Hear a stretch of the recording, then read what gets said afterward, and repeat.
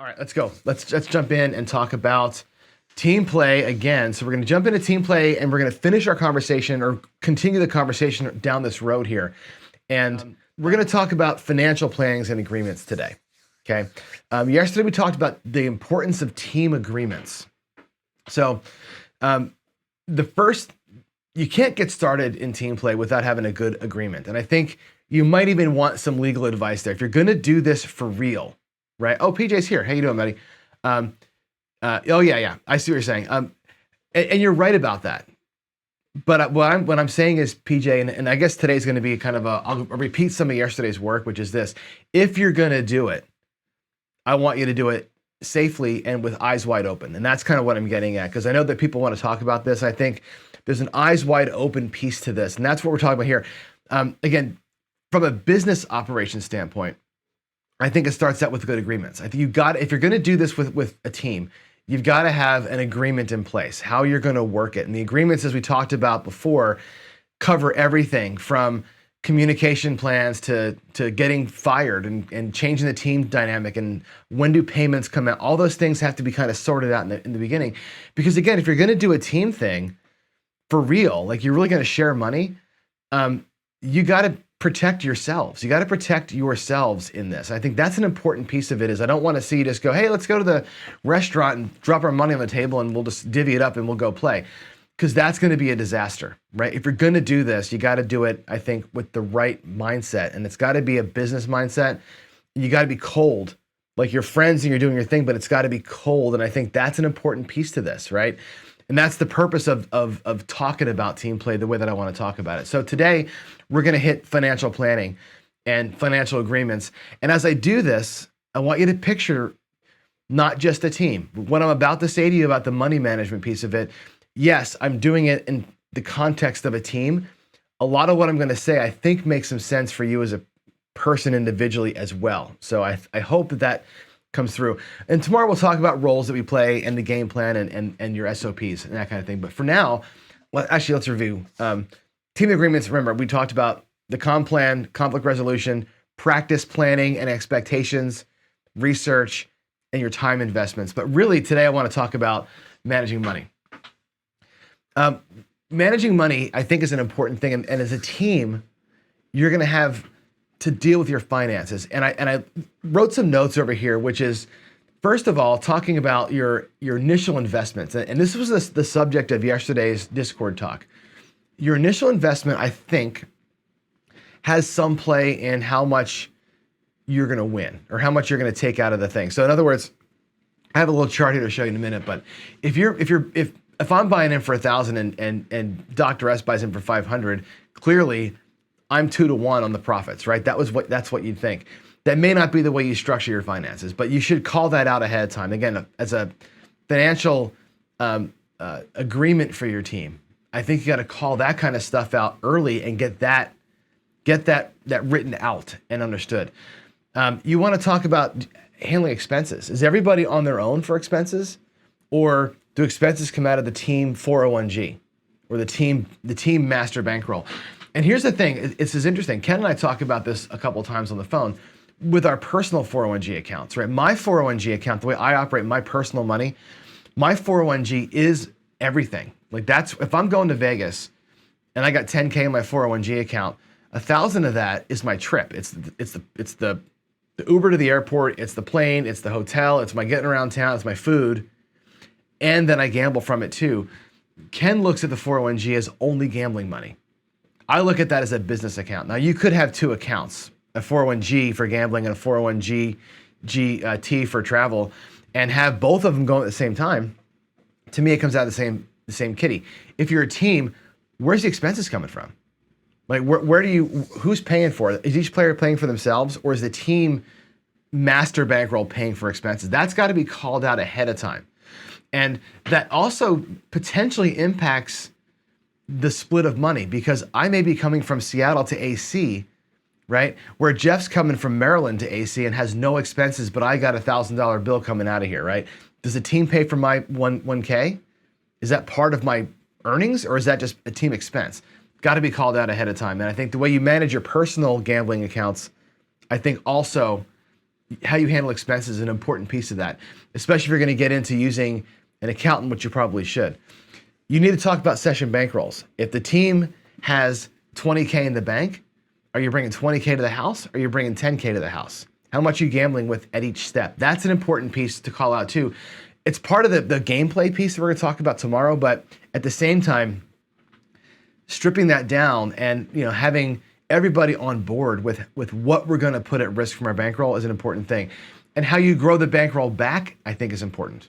Another piece of it, which is when you set up your team structure, let's say that we're going as a foursome to the casino, how much of what we win goes back into the bankroll?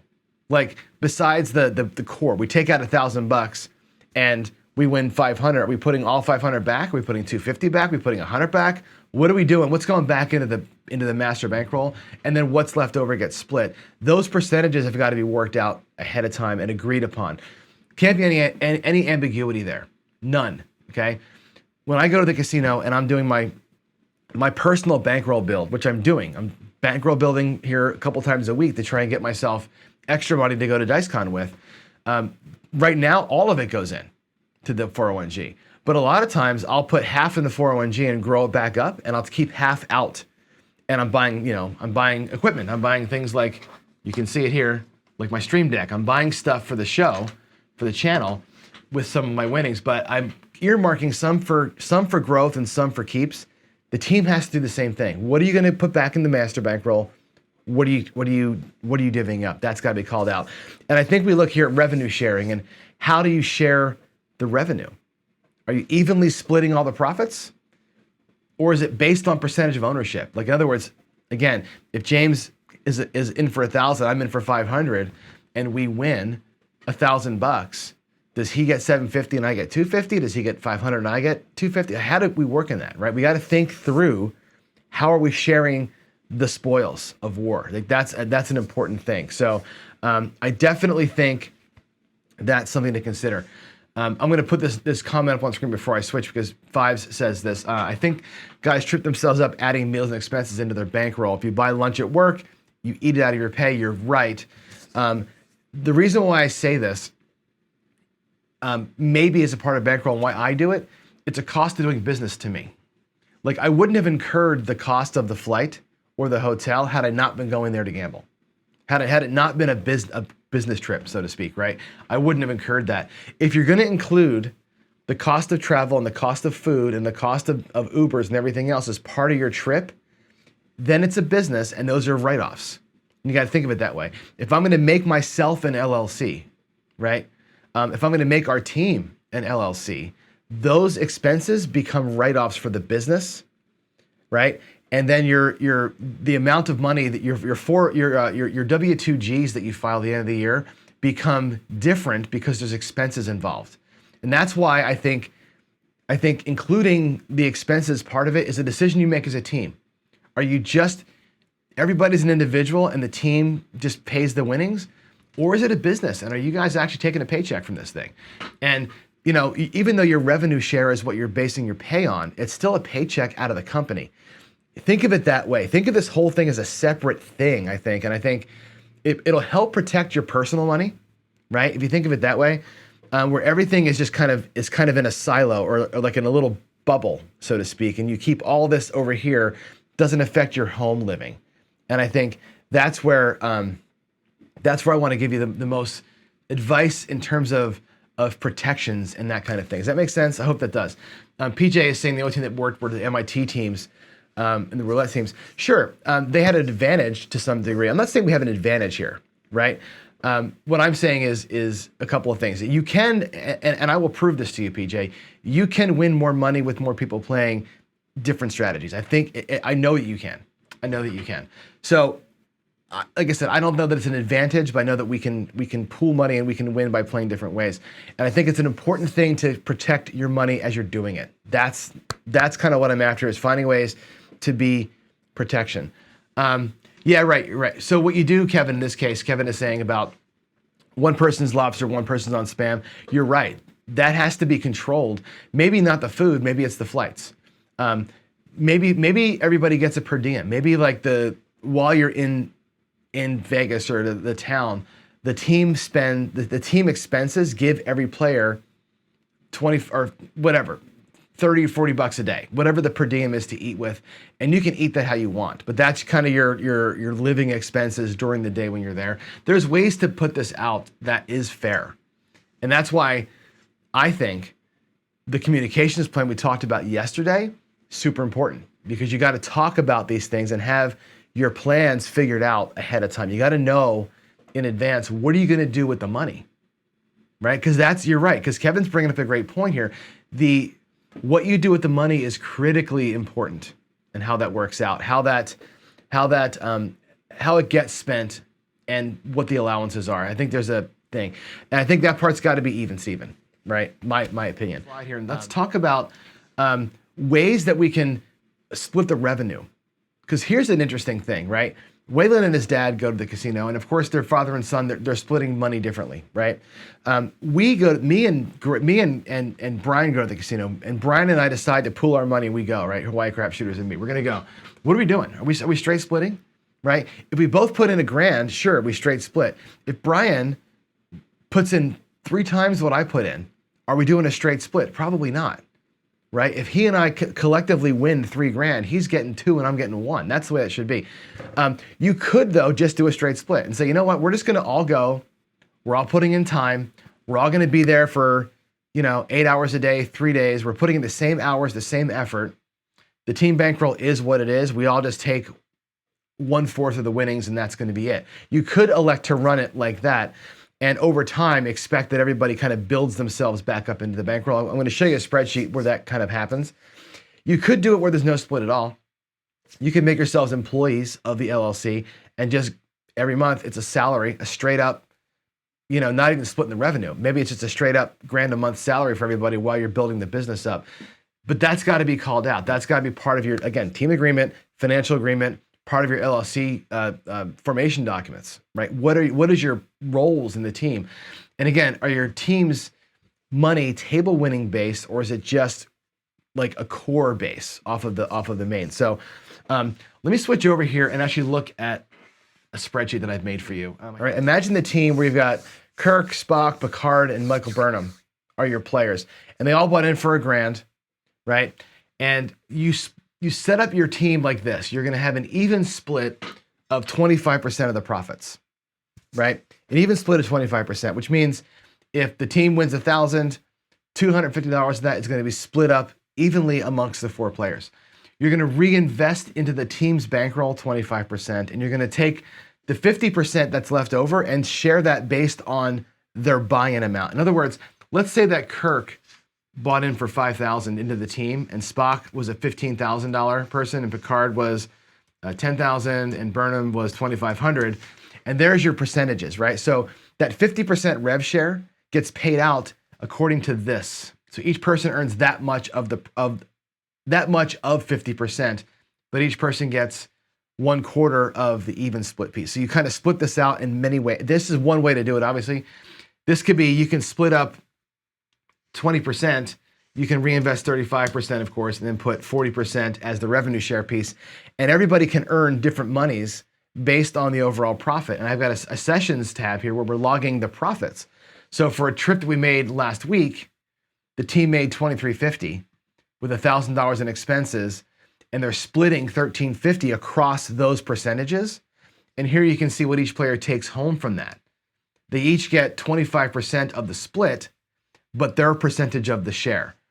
And there's one way to sort of put this back. And over time, people like Burnham and Picard can come back and reinvest their money. You can put another $500 into the kitty, and now this person is a 9% share versus a 7% share. So over time, every player can reinvest their profits back in to where they are all even share people. But that allows you to decide to pay them on an even basis of the share. So you have options here where you're either going to pay based on this, you're going to pay evenly based on this over here, or let somebody buy back up into it. So this spreadsheet, I'll make this available if you want to monkey with it a little bit. This is just a trial spreadsheet. It's not one I actually use, but I put it together yesterday to give you an example of how you could set up the finances for a team. And I think it's interesting to see ways in which you can split it up. And again, by changing percentages, what are we going to split evenly? How much is going back in the pool? You might put 75% back in the pool and say, we're just going to split 10% and we're going to rev share 15%. And everybody's making closer to even money that way. But the team's bankroll starts to grow a little bit quicker when you do it that way. So I think that's definitely an interesting way to look at it. And again, you decide how much your team is going to reinvest in itself. And I think that's kind of a critical piece to it. So that is my thoughts on managing money. I think there's lots to it in terms of how you split revenue is a big piece of this. And I think really, if you're going to do this right, one thing you're going to have to do is I recommend getting help to do this. I don't recommend 3 guys doing this on their own on a bar napkin. I recommend forming an LLC. I recommend having an accountant, and I recommend knowing that you have to fill out W-2G forms or 1099 forms. Either way, you're going to have to deal with money. If you're going to do this for reals, right? If you're going to put in a bunch of cash with multiple people, you got to take care of yourself. You got to make everything separate. And I think I said this earlier, even as an individual person, if you're betting big money, if your bankroll's in the thousands multiple times a year, and you're bringing in big winnings, and you don't want your home life, your home finances to be affected, form yourself an LLC, work separate from there. You will pay taxes separately. You will have different obligations, but keep it separate. And that way it's a separate entity. And I think by entitizing it, you're going to put yourself in a good position. And I think that's an important. You're right, Duracell. I'm going to put that out there. Every state's a little bit different. But as an LLC member, you can technically hire yourself. And I think that, I'm not sure if is it a 1099? I forget the form it is, but the corporation itself will pay you as a member. I think that's the way to do this and keep your business life and your house life safe, I believe. Yeah, you're right. The S Corp, you pay yourself as an employee, and the LLC, you're a member in your distribution. So there's the tax, and this is why I wrote this on here, by the way. Get help, right? There's lots of ways to do it. Get help. Get some advice from somebody. But don't just, God, please, don't just go to a restaurant and drop money on a table and sign yourselves in blood on your thumbs and say, here's how we're going to do it. That's not the way to get this done, right? Be organized about it. That's what I want to see if you're going to go ahead and do this. And that's, if I was doing this, that's exactly how I would do it.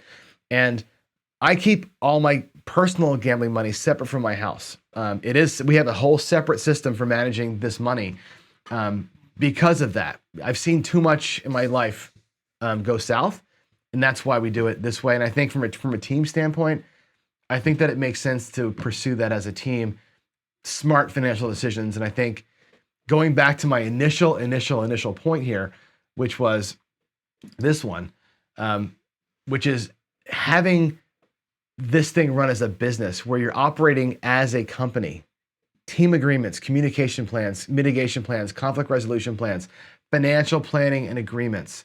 Tomorrow we'll talk about defined roles and having a playing game plan. I think that's important. 5 says he'd never do it professionally. Building a business on a negative EV is not a great idea. What I'm saying is this, and hear me clearly here. I'm not saying build a business so that you can take the house down, right? I'm saying if you want to play together, I'm saying do it right. If you're going to play together as a group and you're going to pool your money, protect yourselves. This is all about doing this the right way. It's not about doing this willy-nilly and having a bunch of hard feelings. That's what the whole point of this is it makes sure we're doing it smart. And look at it for what it is, right? If you're going to pool money, then pool money in a smart, protective way. And again, keep the people safe. That's what it's all about. And yeah, sure, money does change everything. I agree. Money changes everything. There's a lot of that goes into it. And like I said, do I want to play as a team? I don't know. Do I play as a team? No, I don't. If I was going to do it, this is what I would do. I would never go into this without agreements ahead of time. I would never do it and put my friends at risk to anything. I wouldn't put anything up to chance in terms of how we're going to split things. If we're going to do it, you got to do that. So there it is. I like doing this. I don't know if you do, but this is fun for me. Coming in and doing something totally different. Normally we're talking about, regular strategy rollouts. This is actually, I think this is a good head scratcher to me. How do you approach this stuff? And I'm looking at a different screen than you are, but how do you approach this?